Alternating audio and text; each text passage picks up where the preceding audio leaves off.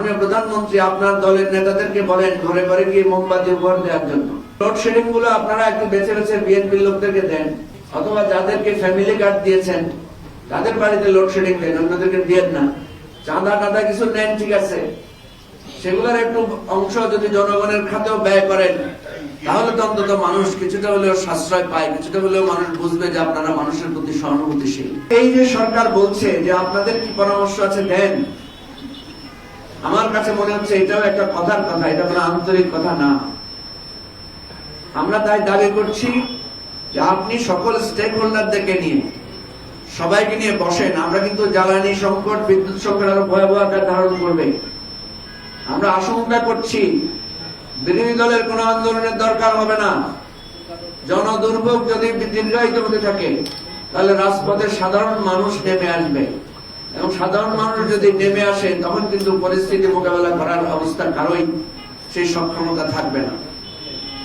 আমরা সরকারকে বলছি, আপনারা বারবার বাহাদুরি করে বলেন যে আপনাদেরকে 4 কোটি লোক ভোট দিয়েছে, কোটি কোটি লোক ভোট দিয়েছে,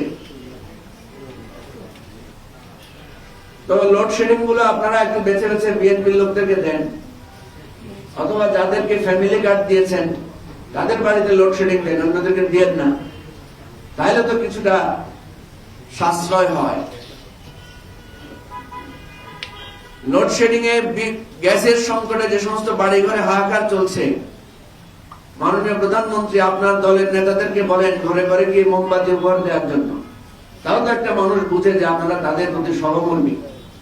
চাঁদা টাদা কিছু নেন, ঠিক আছে, সেগুলোর একটু অংশ যদি জনগণের খাতেও ব্যয় করেন তাহলে তো অন্তত মানুষ কিছুটা হলেও সাশ্রয় পায়, কিছুটা হলেও মানুষ বুঝবে যে আপনারা মানুষের প্রতি সহানুভূতিশীল।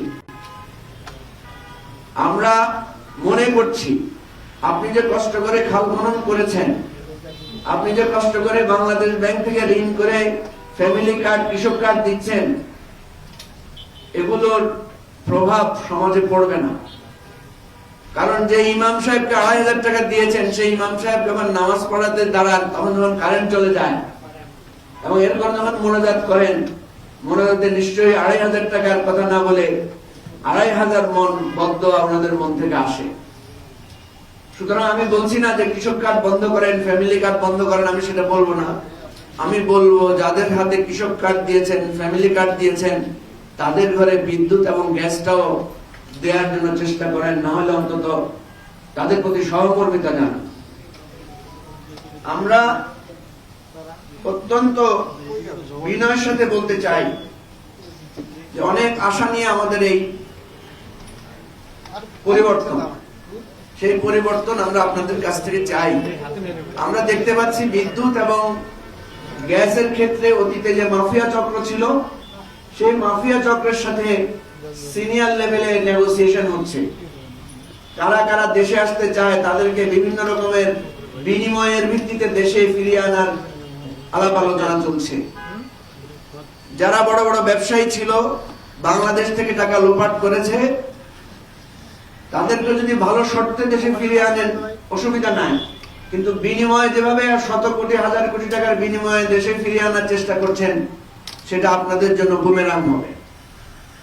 আমি ক্যাম্পাসে যে সহিংসতা, সেই বিষয়টার ব্যাপারে সরকারের দৃষ্টি আকর্ষণ করে বলবো যে আজ থেকে 2-3 বছর আগে কোন ক্যাম্পাসে ছাত্রলীগ ছাড়া কিছুই ছিল না।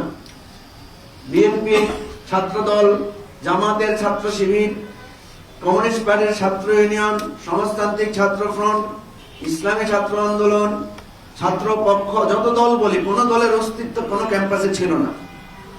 সব ক্যাম্পাস ছাত্রলীগ দখল করে নিয়েছিল। কিন্তু কি লাভ হয়েছে? একটা ক্যাম্পাসে তো আজকে ছাত্রলীগের অস্তিত্ব নাই। আপনার ছাত্র সংগঠন দিয়ে যদি এভাবে ক্যাম্পাস দখল করেন, খুব বেশি লাভ হবে না। ছাত্রলীগ সব ক্যাম্পাস দখল করে মনে করেছিল ছাত্র দল নিঃশেষ হয়ে গেছে, ছাত্র শিবির নিঃশেষ হয়ে গেছে, কেউ নিঃশেষ হয় নাই। সুতরাং আবার সেই আওয়ামী ভুল রাজনীতি আপনারা যায়েন না, আপনাদের ছাত্রদেরকে থামান। এবং ব্যারিস্টার ফুয়াদ যে কথাটা বলেছে এটা সত্য, যে আমাদের দেশে আমরা এখন সরকারের বিপক্ষে কথা বলতে পারছি, আপনারা জানেন ডক্টর ইউনূসের আমলে যমুনা শত শতবার ঘেরাও হয়েছে। প্রফেসর ইউনূসকে প্রকাশ্যে বিশ্ব বাটপার ডাকা হয়েছে।